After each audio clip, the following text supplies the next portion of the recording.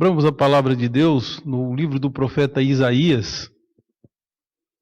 Está antes do livro do profeta Jeremias e antes dos poetas eclesiásticos, cantares. Ele está logo depois desses livros e antes do profeta Jeremias. Vamos abrir no capítulo 61 do livro do profeta Isaías. Capítulo 61. Nós leremos apenas os 3 primeiros versos. Diz assim a palavra do Senhor: O Espírito do Senhor Deus está sobre mim, porque o Senhor me ungiu para pregar boas novas aos quebrantados. Enviou-me a curar os quebrantados de coração, a proclamar libertação aos cativos e a pôr em liberdade os algemados, e a pregoar o ano aceitável do Senhor e o dia da vingança do nosso Deus, a consolar todos os que choram, a pôr sobre os que em Sião estão de luto uma coroa em vez de cinzas, óleo de alegria em vez de pranto, vestes de louvor em vez de espírito angustiado, a fim de que se chamem carvalhos de justiça, plantados pelo Senhor para a sua glória. Que Deus aplique em nossos corações o texto lido. Vamos orar ao Senhor. Pai, em nome de Jesus, ilumina-nos mente e coração, para que aquilo que ouvirmos, aquilo que falarmos, aquilo que pensarmos, agrade o Senhor. Move, Senhor Deus, o nosso coração. Revela, Senhor Deus, a Tua vontade na Tua Santa Escritura, enquanto lemos, sob a iluminação do Teu Espírito. E opera também dentro do nosso coração desejo urgente de praticarmos tudo o que a Tua palavra prescreve. Abençoa-nos, te pedimos em nome de Jesus. Amém. O Espírito do Senhor Deus está sobre mim, diz o profeta Isaías. É importante dizermos que esse texto é um daqueles textos cujo cumprimento, a profecia, está cumprida e está declarada nas Escrituras quando ela se cumpre. Jesus leu esse texto na cidade de Nazaré, na sinagoga que havia na cidade, e terminado de ler o texto, o Senhor Jesus disse: hoje se cumpriu essa profecia. Então é uma profecia que nós sabemos do cumprimento. Mas isso deve nos levar a perguntar por que Deus promete.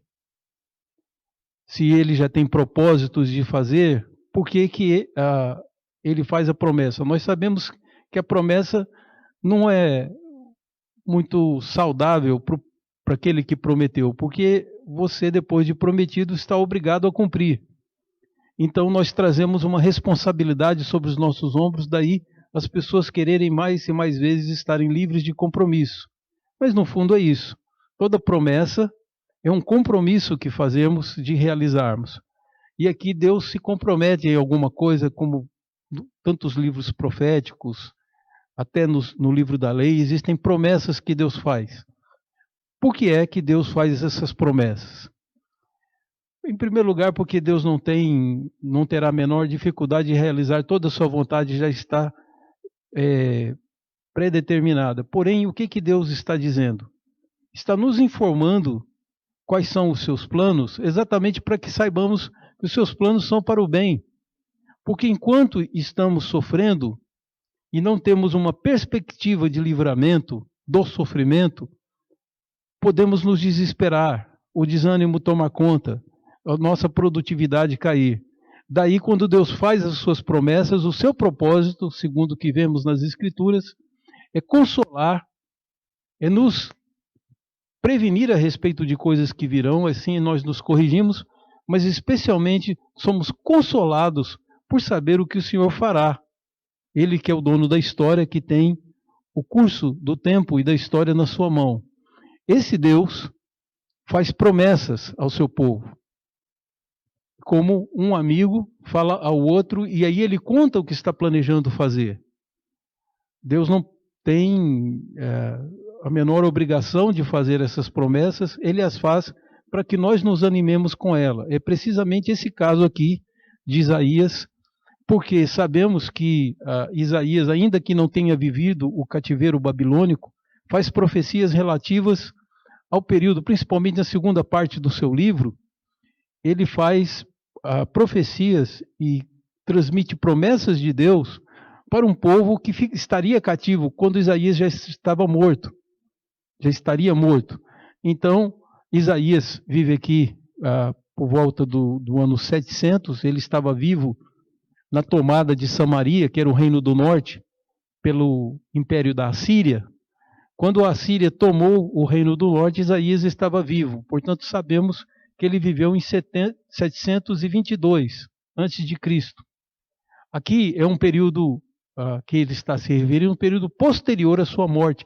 Ele deixou profecias para consolar aqueles que estariam vivos no tempo que se cumprisse. E então, com o olhar voltado para o cativeiro babilônico, nós podemos ver que há promessas para animar o povo. Quem lesse Isaías durante esse período do cativeiro babilônico se animaria com as promessas de libertação que são feitas. E aqui o profeta Isaías está dizendo que o Espírito do Senhor está sobre ele e que Deus o ungiu para dar boas notícias aos pobres. Aí na sua versão está escrito quebrantados, mas essa palavra quebrantados, ela não usamos no dia a dia. Né? Talvez a palavra quebrados, né? Que é o relativo do verbo quebrar. Mas aqui, o sentido literal são pessoas pobres, pessoas que não têm dinheiro, que por isso são desfavorecidos e desrespeitados, às vezes até nos seus próprios direitos. Então há uma promessa eterna feita aqui, que serviu para aqueles que estavam no cativeiro babilônico para se consolarem, e serviu também para que no futuro nós também nos deliciássemos com as belas promessas que nos são feitas aqui em Isaías 61. Então ele é basicamente o anúncio das boas notícias de Deus, dos bons planos que Deus tem para nós, de felicidade e de justiça especialmente. E notem que há uma priorização do falar. Ele diz, enviou-me a pregar, a anunciar liberdade e enviou-me a curar os quebrantados de coração. É interessante você observar que quebrantado de coração passa a ser o que é? O coração é algo que está dentro. O hebreu entendia que é a fonte dos nossos pensamentos, do nosso raciocínio, mas o coração também é a fonte dos nossos sentimentos, dos nossos desejos. Então muitos estão com o coração quebrantado, despedaçado, partido em pedaços. A ideia aqui de curar, na verdade, é de atar, de colar de novo os pedaços do coração quebrado. Então, por isso a ideia de curar os quebrados de coração. E certamente fazemos isso com palavras. Essas promessas têm esse propósito. Então, a primeira questão que nós vamos olhar nesse texto é que há uma palavra de autoridade que procede do profeta, chamado por Deus, e diz, o Espírito do Senhor está sobre mim. Então é o Espírito de Deus que pairava por sobre as águas, no momento em que Deus disse, haja luz, e tudo foi atendido. Então esse Espírito de Deus agora está sobre o profeta. E o que ele diz, o Senhor me ungiu. Então a unção era a forma de consagração, assim como quando o presidente coloca aquela faixa presidencial, ou o rei era ungido, derramava-se óleo sobre a cabeça do rei. Então, isso é uma passagem. Ele deixa de ser um cidadão comum. No caso de Isaías, aqui ele está dizendo, o Senhor me ungiu, o Senhor me fez profeta. Então, o Espírito do Senhor está sobre mim, e ele me colocou nesse posto de profeta para fazer algumas coisas. Evidente que Isaías aqui é uma figura, é um tipo de Cristo. Mais tarde Jesus vai dizer que tudo se cumpre nele. Depois a gente fala sobre essa palavra de Jesus na sinagoga de Nazaré, que está registrado em Lucas.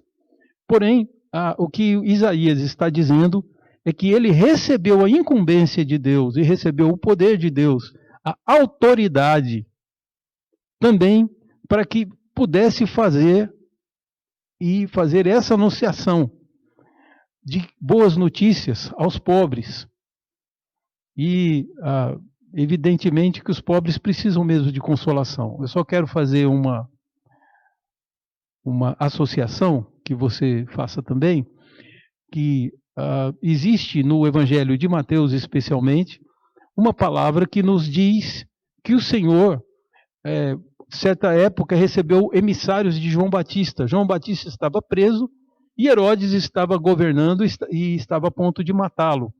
Daí é que João Batista manda emissários perguntando: é o Senhor mesmo que é o nosso Redentor ou nós devemos esperar outro? E aí Jesus diz para os emissários: diga ao João Batista o que vocês estão vendo, que os paralíticos são curados, etc. Jesus fala algumas coisas e ele termina dizendo: e aos pobres é anunciado o reino de Deus. Então, é evidente que isso se cumpre em Jesus. Jesus anuncia a vinda do reino, um reino de justiça, um reino muito melhor para os homens do que o reino em que o homem governa. Então, daqui o que nós temos?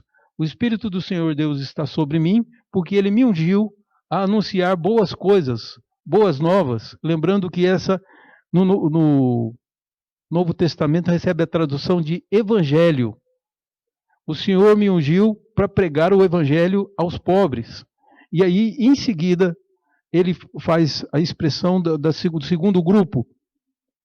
Ele enviou-me, e o segundo verbo também, curar os quebrantados de coração, que eu já mencionei aqui. O coração está despedaçado e ele veio juntar e colar, fazer com que haja uma solda e o coração volte a funcionar normal. Ele restaurar o coração. E o terceiro verbo é proclamar. Outra vez aqui a ideia de falar. Proclamar libertação aos cativos. E o quarto é: e a pôr em liberdade todos os algemados ou os algemados. É importante falarmos aqui sobre prisioneiro. Quero lembrar você que prisão, nessa época, não era para criminoso. Principalmente em Israel, não existia prisão para criminoso. Israel nunca achou que fosse tarefa do Estado recuperar aquele que é bandido, aquele que é facínora, aquele que é malfeitor.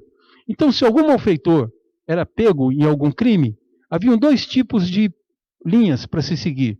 Se fosse uma falta grave, prevista, inclusive na própria lei, esse homem seria apedrejado até a morte. Então, pena de morte para os crimes graves. Os crimes que eram menos pesados, de roubo, furto, alguma coisa assim, esses homens não seriam encarcerados. Eles tinham que restituir muitas vezes mais do que tinham roubado. O sujeito roubou ali 2.000, pagaria 6.000, pagaria 10.000, mas por determinação do juiz que julgasse a causa. É importante entender isso. Se a falta é leve, você vai ressarcir aquele que você causou dano. E se a falta fosse pesada, aí era punido com pena de morte. Então, há no Pentateuco uma previsão de penas, um código penal, que estabelecia que tipo de pecado era punido com a morte, porque todo pecado merece morte, até uma leve mentirinha.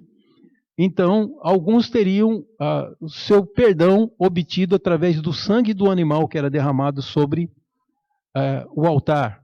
Então, esse sangue de um animal morto, a morte desse animal, substituiria a sua. Essa que era a ideia. Já era uma forma de prever a vinda de Cristo, que morreria pelos nossos pecados.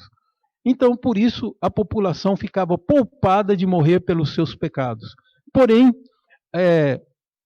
alguns pecados não haveria sangue do cordeiro para substituir. Essas pessoas morriam mesmo, como o pecado do adultério, o pecado da violação do sábado, de desonrar pai e mãe. Esses seriam punidos com morte. Então, a legislação em Israel não previa prisão. Quando a gente fala de livrar os cativos, aqueles que estão presos, estamos falando de pessoas que são geralmente prisioneiros de guerra. Então a pessoa é pego como prisioneiro e a intenção é fazer dela uma escrava. A intenção é transformar esse ser num escravo de alguém. E aí, enquanto ele está preso, ele está sendo domesticado e treinado para mais tarde ser usado assim. Se quiser ser livre, é para trabalhar para alguém. Então são esses cativos que Jesus vem libertar. Não são bandidos. Não que os bandidos não podem ser mediante arrependimento. Sim, eles podem ser recebidos e perdoados. Porém, essa promessa imediatamente não diz respeito àqueles que eram malfeitores da época. Aqui o que está se dirigindo, claro, todos nós em alguma medida somos malfeitores, temos que admitir isso, mas aqui o propósito é anunciar a liberdade daqueles que estão cativos, que perderam uma guerra e que agora têm que viver sob escravidão, que você não imagina o quanto que é ruim viver sob cativeiro. Então ele diz, terceiro verbo, proclamar libertação aos cativos. E o quarto, pôr em liberdade os algemados. Então ele vai proclamar outra vez feito com a boca, dizer, podem sair, acabou o cativeiro, vocês estão livres. E em seguida ir lá desatar, quebrar as algemas para que aqueles homens possam sair livres e seguirem suas vidas. Então era uma notícia excelente. O verso 2 diz, apregoar, vejam novamente a ideia de ensinar, de falar. É algo que é dito e assimilado por aqueles. Então, apregoar o ano aceitável do Senhor e o dia da vingança do nosso Deus. Então, ele é chamado para anunciar o ano aceitável do Senhor e o dia da vingança. São duas coisas, dois períodos de tempo. Que nós sabemos, o dia tem 24 horas. E um ano tem, para nós, 365 dias e 6 horas. É assim que nós fazemos nossa medida de tempo, nós do Ocidente, no século 21. Nessa época não era muito diferente, mas de qualquer forma, ano aqui traz a ideia de um tempo longo. Um período no qual Deus estaria se tornando favorável àquele que errou. Então, para receber aqueles que erraram no passado, talvez que desprezaram os profetas Isaías, Jeremias e outros profetas que foram perseguidos. Então essas pessoas teriam um período no qual eles podiam ir a Deus e buscar a reconciliação. E também existe uma outra consolação que nós podemos pensar, que o dia da vingança, que é para aqueles que não se arrependeram, que seria uma punição, uma notícia ruim. Não é. Aqui é vingança no sentido de que Deus vai vingar aquele que foi injustiçado, aquele que passou por injustiça. Então vejam, há um ano aceitável, um período longo no qual Deus está reconciliando. Então é interessante que aqui podemos ver uma profecia sobre a igreja. Porque o que é a igreja? A igreja é aquela que vive esperando a segunda vinda de Cristo. Enquanto isso não acontece, vai as pessoas pregar que Deus está aceitando aquele que se arrepende. Essa que é a verdade aqui. E nós não temos ideia do que é a necessidade da libertação do cativo. Então eu vou só passar aqui alguns comentários para a gente ter uma ideia do que esse povo vivia e como essa foi uma excelente notícia. Então você não sabe o que é viver sob cativeiro, você que é brasileiro. Eu nasci lá na metade do século XX. Então, é evidente que eu não conheço o que é cativeiro nem escravidão. Basicamente, somos pessoas livres, apesar de várias limitações, inclusive do ponto de vista social, há várias distorções da nossa sociedade. Porém, eu e você gozamos do direito de sermos cidadãos brasileiros. Observa bem o que é você ser considerado um cativo. Então eu quero te lembrar, o Brasil teve, por 400 anos mais ou menos, nós tivemos escravidão no Brasil. E essa escravidão foi aquela escravidão negreira, em que as pessoas eram trazidas, eram como se fossem seres humanos de segunda classe. Você acha que um escravo teria o mesmo direito, jurídico inclusive, naquele tipo de sociedade, o mesmo tipo de direito que um cidadão brasileiro ou português? Evidentemente que não. Daí você tem a ideia do que é ser escravo. Foi contra isso que Martin Luther King se levantou nos Estados Unidos, contra a chamada segregação racial, que significa tratar alguém por sua raça como se fosse inferior. Porque na mocidade e no início do pastorado, porque Martin Luther King era um pastor batista, no início do seu pastorado, ele sofreu esse tipo de coisa. De entrar em ônibus e ser obrigado a sentar na parte do fundo do ônibus. Então, os assentos dentro dos ônibus eram divididos, assentos para brancos e assentos para negros. Essa segregação racial partia do seguinte princípio, de que os homens são diferentes. Então, que você deve tratar de uma forma um certo tipo de homem, de outra forma outro tipo de homem. Você pensa que no cativeiro babilônico, o judeu, a mocinha judaica, quando era molestada, gozava do mesmo direito de que uma mulher babilônia, de uma mulher caldeia? Evidentemente que não. Então não havia igualdade. É isso que o Evangelho veio mudar. O Evangelho veio dizer que os seres humanos são iguais e que deverão ser tratados todos com respeito. Daqui a pouco eu cito o versículo da Bíblia que acaba que é revolucionário dentro da sua época.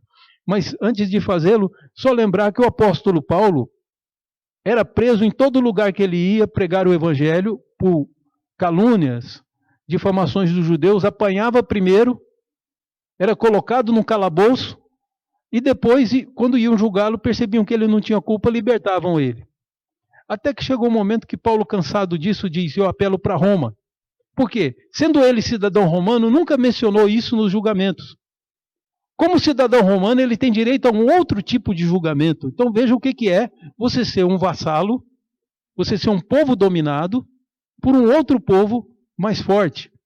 Então quando Paulo apela para Roma, diz o governador que ia julgá-lo, dizendo, bem poderíamos livrá-lo se ele não tivesse apelado para Roma.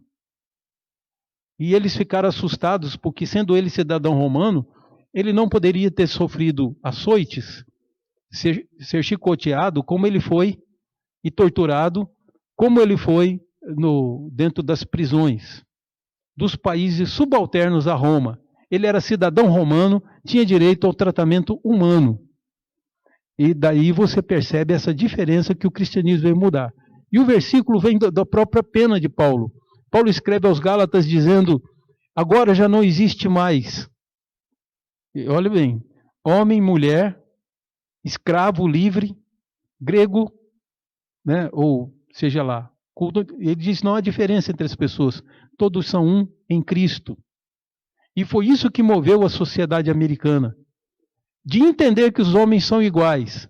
E daí a parte norte dos Estados Unidos desejava uma união do país todo em torno da libertação dos escravos, a proclamação de uma república mais justa.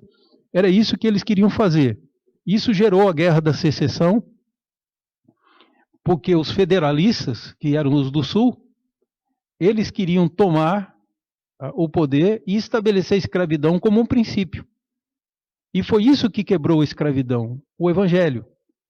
O povo do Norte entendeu, e muitos negros eram evangelizados e se tornaram irmãos na fé. É evidente que eles não queriam ver esses irmãos sendo maltratados, sendo tratados com diferença.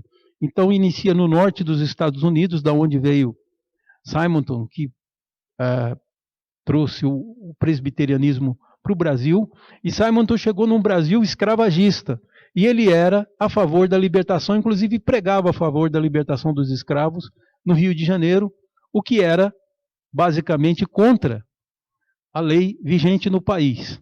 Até que a princesa Isabel e o seu pai começaram a trabalhar a libertação dos escravos, que foi uma das razões deles terem sido depostos do seu poder. Falam aí de ideais e tal, etc., mas isso não tem fundamento.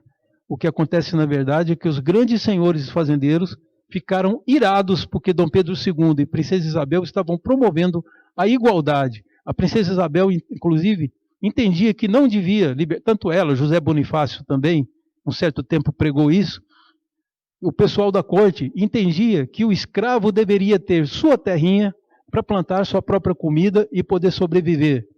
Então que o escravo receberia do Estado, receberia uma quantia para poder começar a sua vida. O que não aconteceu com a libertação dos escravos da forma como aconteceu no Brasil. E depois a proclamação da República, em que os presidentes eram escolhidos pelas classes ricas, e foi realmente, o Brasil foi um país de injustiças, estão sendo corrigidas com base nesse evangelho.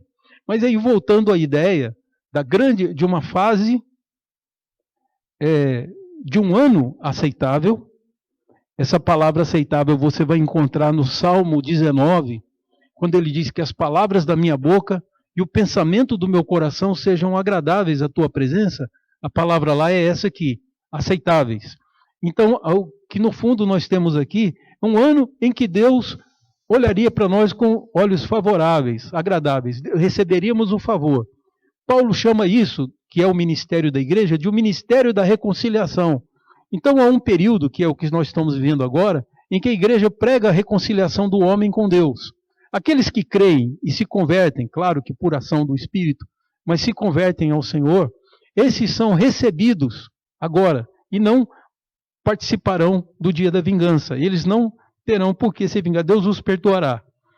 Então o ministério da igreja é pregar o perdão.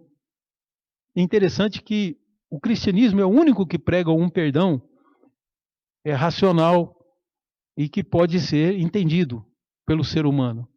Porque a vingança jamais é tirada. Todo pecado, todo erro será punido, diz as Escrituras. Porém, alguns serão punidos nos seus próprios autores. O meu e o seu, você que crê em Jesus, os pecados foram punidos lá no ano 30. Nós fomos julgados, condenados em Cristo.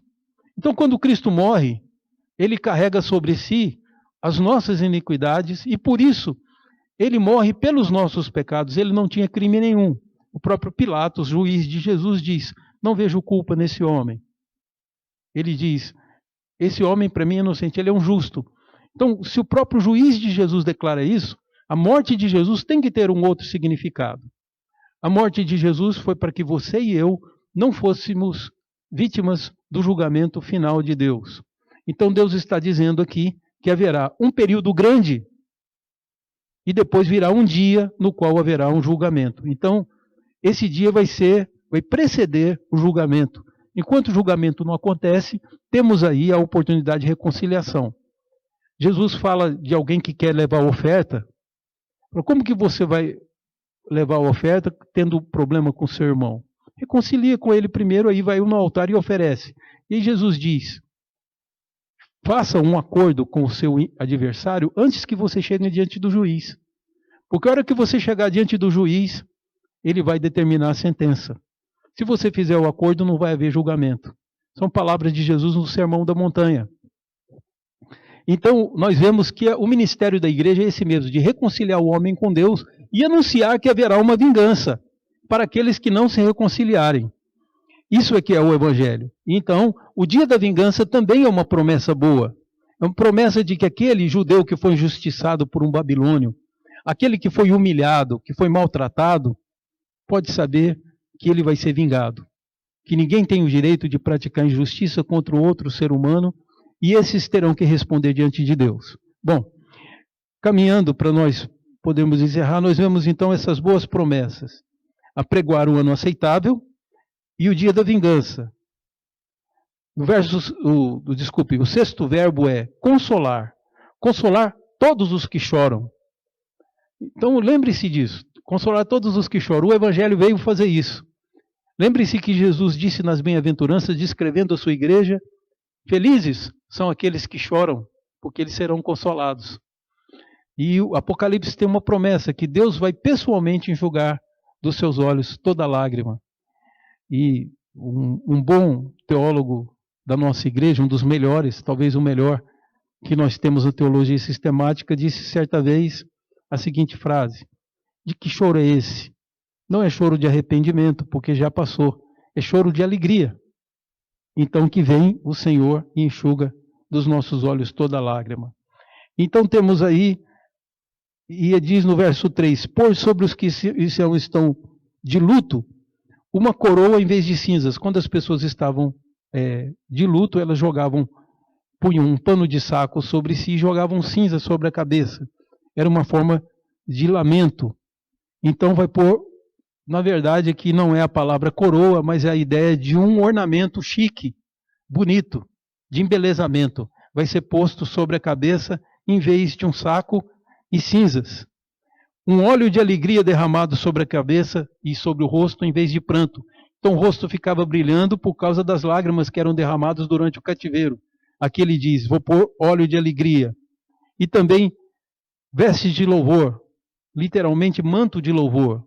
Um tipo de roupa, de ornamento que se usava para louvar a Deus. Então vai ser posto sobre a cabeça um manto de louvor, em vez de um espírito pesado, angustiado, um espírito embotado. Então essa é que é a ideia. Que em vez de um espírito cheio de angústia, teremos colocado sobre nossa cabeça a ideia de um manto de louvor, apropriado por louvor. O interessante de tudo isso é que tudo isso tem um objetivo. Esse objetivo que está aqui colocado no final, fala assim, para que se chamem, para que sejam chamados pelos outros, carvalhos de justiça. Carvalho é conhecido como uma árvore bem forte, de raízes bem firmes. Então, carvalhos da justiça, pode colocar o artigo aqui, porque ele existe lá no original. Então, carvalhos da justiça, uma justiça específica, a verdadeira justiça. Então, assim seremos chamados diante dos povos, carvalhos de justiça. E para que tudo isso? Para a glória do Senhor. Literalmente para o embelezamento, ou a própria glória, se você quiser chamar assim, do Senhor. O Senhor está fazendo isso pensando em que nós somos extensão, somos sopro dele. E daí, um povo será um povo resgatado e salvo. O inimigo não conseguiu seu objetivo, que era destruir todos os homens.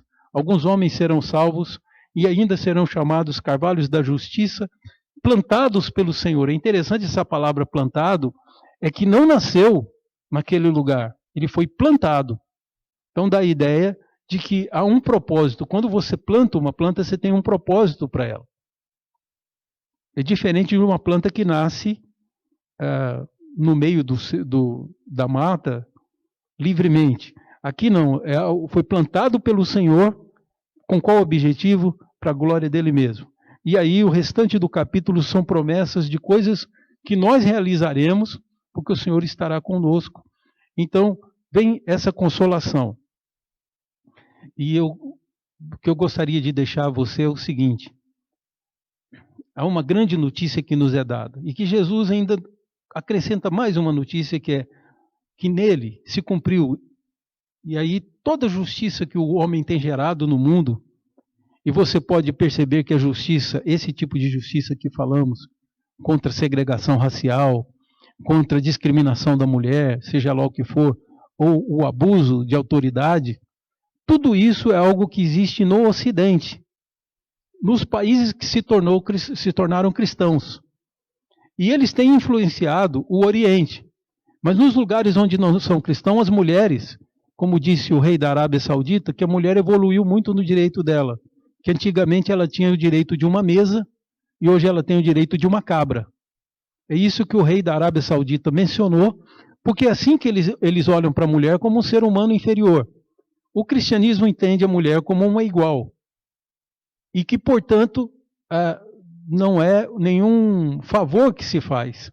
Pelo contrário, o que precisamos entender é que o Senhor, para o qual nós nos entregamos para sermos redimidos, exige de nós que tratemos com dignidade a mulher, a esposa, a filha, e que os homens tenham direitos iguais.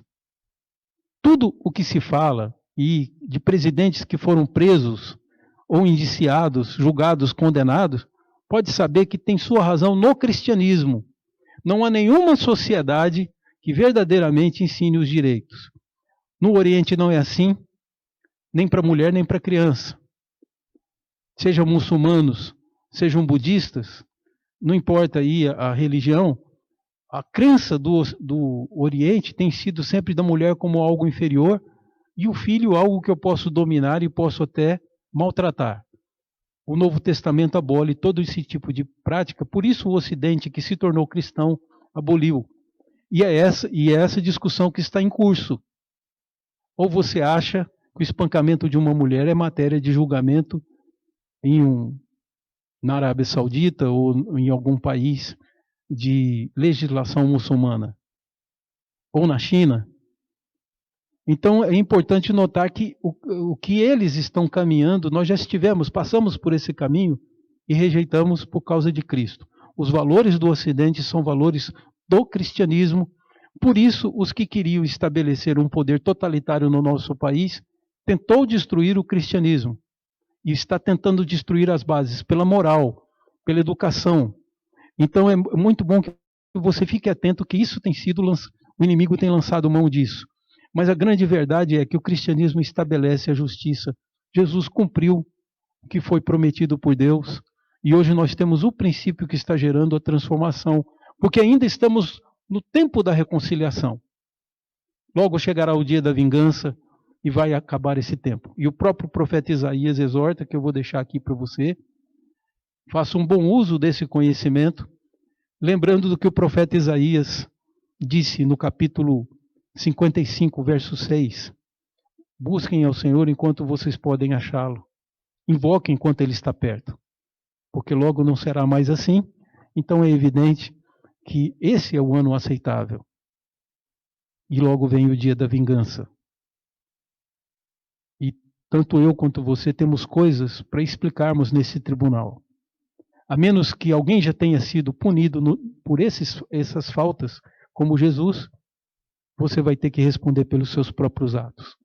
Então, se você se entregar a Jesus nessa noite, o que vai acontecer é que o julgamento de Cristo vai ser atribuído a você e você passou da morte para a vida, não entrará em julgamento mais. São promessas do apóstolo João e de Jesus no Evangelho de João, tá? Então, que Deus te abençoe. Vamos orar para nós encerrarmos o culto.